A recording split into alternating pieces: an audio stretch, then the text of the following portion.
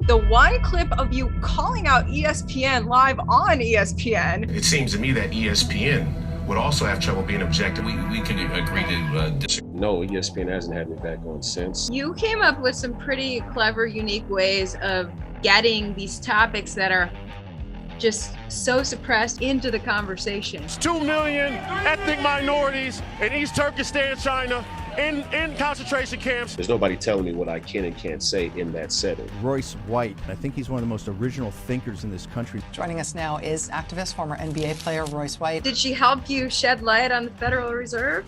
Absolutely not. She never mentioned the Federal Reserve. That highlights the corruption right there, I think.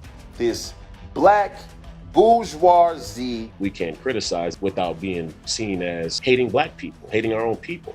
I think there's nothing more racist than that. You've been accused of hating black people?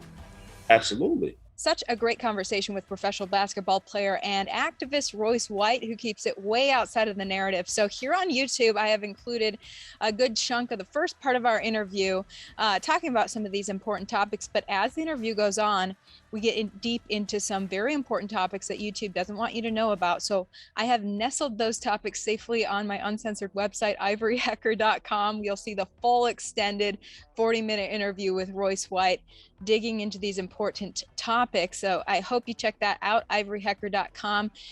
But I hope you enjoy the interview with him here on YouTube. Now, before we get to the full interview, I got to share with you one of my first advertisers. So excited to have these guys on board. So a study reveals some shocking facts about weight loss. The CDC says 49.1% of adults in the US are obese. Nearly half of the country struggles with weight. How can that be?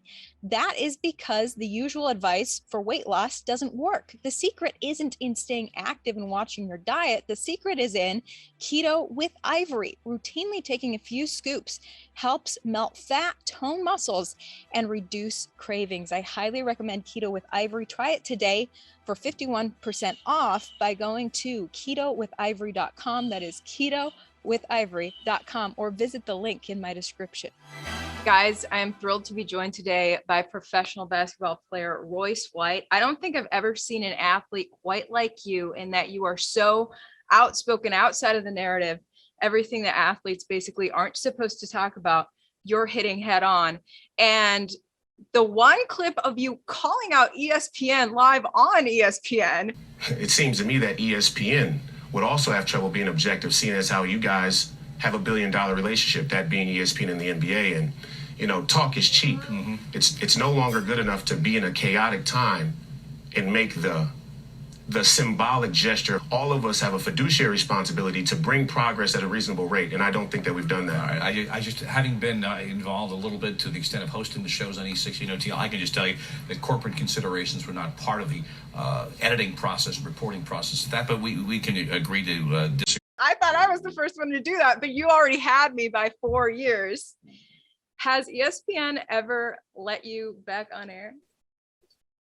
Well, first, thanks for having me. I appreciate it. And I'm a fan of what you've been doing as well. And when I saw the clip of you calling out Fox on live TV. I want to let you, the viewers, know that Fox Corp has been muzzling me to keep certain information from you, the viewers. It reminded me of my incident with ESPN. And no, ESPN hasn't had me back on since. In addition to the time where I called out ESPN for having a $1 billion relationship with Budweiser and the NBA being involved in that ecosystem, and that making it hard for them to have an objective conversation about mental health, seeing as how drug addiction and alcohol abuse and those conversations are so intrinsically tied to mental health and the crisis that we face. But I did an ESPN docuseries. So I've been on ESPN quite a lot, and they've covered me in their journal, in their written pieces as well. And after I said that about Budweiser, done. It's all about those advertisers. Wow. And so most recently, you've been really outspoken actually about Black leaders. Yeah. And you were leading the march for George Floyd after his death.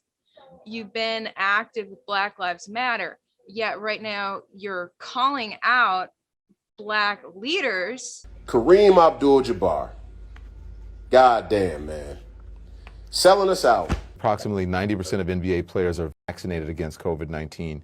You think that the 10% should be let go? I think they should be disciplined. I don't think that they are behaving like good teammates. This black bourgeoisie house Negro consortium of black men and women who claim to be in pursuit of freedom and justice for Black America and all those other people who feel oppression. So what exactly are you saying? I think there's a lot of historical context that has to be sorted to really get to what it is that I'm saying. To put it shortly or to try and condense it, I would say that I was never Black Lives Matter. I was never a part of the organization Black Lives Matter. I think there's two different Black Lives Matter. Right? I think there's Black Lives Matter, the idea, and then there's Black Lives Matter, the organization. And the idea that Black people have faced a unique history in this country isn't really up for debate. That's something that we have great historical document of. It can't be dismissed out of hand. I know that a lot of conservatives that I talk to are very upset and frustrated with the politicization or the media coverage or the media manipulation around Black issues and the issues specifically that relate to cop and civilian relations. But there's a much broader historical conversation about what Black people faced here in America and continue to face that you can't dismiss out of hand. You know, what unfolded after slavery, post-slavery, the deals that were cut post-slavery, the motivation, the spirit behind the deals that were cut post-slavery had an ongoing effect, have a lingering effect today. And we can't dismiss that. So, you know, that's what I believe Black Lives Matter, the idea, represents. But the organization has been completely hijacked politically. And not only have white liberals hijacked Black Lives Matter from a political standpoint, but there are plenty of Black leaders who have always been preparing their resume to sell out their own community. And I think we have to acknowledge when we talk about social issues, especially from a demographic standpoint, whether it be race, sex, age, whatever the demographic you choose, there are always people who are willing to sell out their own demographic. Just so happens that we live in a society that's hyper transactional, which makes it more, which creates a greater potential or a greater desire or a greater opportunity for people to try and sell out or want to sell out or have the desire to sell out. And I think selling out's at an all-time high. We see it on the left with this corrupt coalition that they call intersectionality of the LGBTQ community, the feminist movement, and BLM, or the pro-Black movement, you could call it. And there's a lot of fundamental issues with the philosophy in that coalition. And we've seen that firsthand as we were out there leading these protests for George Floyd. And in my interest in the George Floyd murder was number one, that my coworker, Stephen Jackson, was a relative of George Floyd. And we played together in the Big Three. I'm younger than Stephen Jackson. I've always been a fan of Stephen Jackson. I think he is another athlete who tries to speak his mind within the context of being expected to only talk about certain issues. And, somebody who he considers a brother was killed out on the street that I grew up near. It's our community, right? South Minneapolis is a community we all played ball in. We all grew up driving to or having a relative that lives there. There are people who live there. That, it's a real community. And we have communities like that all over the country. And what stuck out the most to me when George Floyd was murdered is that there's a monopoly on violence. Right? What do you mean by that? The state has a monopoly on violence. And I think this is where the biggest sleight of hand has taken place when it comes to Black Lives Matter, the organization, the leaders who are at the forefront of that organization, their messaging and their wording and their sloganism. they don't want to talk about ideas like a monopoly on violence. Because when you phrase it that way, when you say there's a monopoly on violence, it becomes very clear where the parameters are and what needs to take place to create any real substantive change, any transformative change. So when I say a monopoly on violence, I mean that the state has the final say-so in who, what, when, where, and how much violence is used, especially as it pertains to lethal force. And you mean officers using their weapons? In the context of George Floyd's murder, yes, I mean that when we say the monopoly on violence. But as we sat down as an organization after George Floyd murder and tried to really think about what the monopoly on violence really entails, it extends beyond the order of physical violence. And I think we're seeing that now with this pandemic in many ways, that the state has a monopoly on many different mechanisms or processes within our society, within our country, but within our society globally.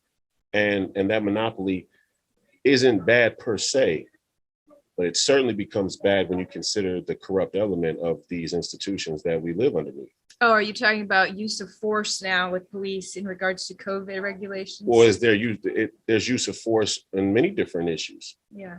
Policing, yeah. There's use of force in jurisprudence. There's use of force or what you could call violence or tyranny when it comes to the economy, which is why we marched to the Federal Reserve. They actually went to the Federal Reserve, and I said, wow, this is a guy to watch. There's all these monopolies that have manifested, and the monopoly isn't in and of itself bad per se, but corruption tends to manifest most in concentrated places of power. Okay, I want to talk about this march to the Federal Reserve because you were marching for George Floyd, but you were marching to the Federal Reserve, right? Yeah. So you were marching for two causes, really, to raise awareness about. Not really. You think they're tied? They definitely are tied.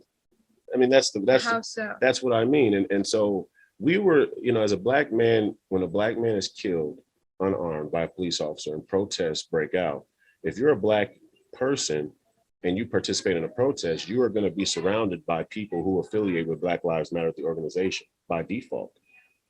That doesn't mean that I was Black Lives Matter. I'm not a part of that organization. I never have been. Black Lives Matter didn't show up when I went to go fight the NBA on mental health policy. Black Lives Matter isn't going to show up when I get censored off of ESPN for saying that they have an unholy relationship with Budweiser. Black Lives Matter isn't going to show up for any of that. And there's a reason. It's not by accident. It's the same reason that they wouldn't have led a protest that ever put any emphasis on the Federal Reserve.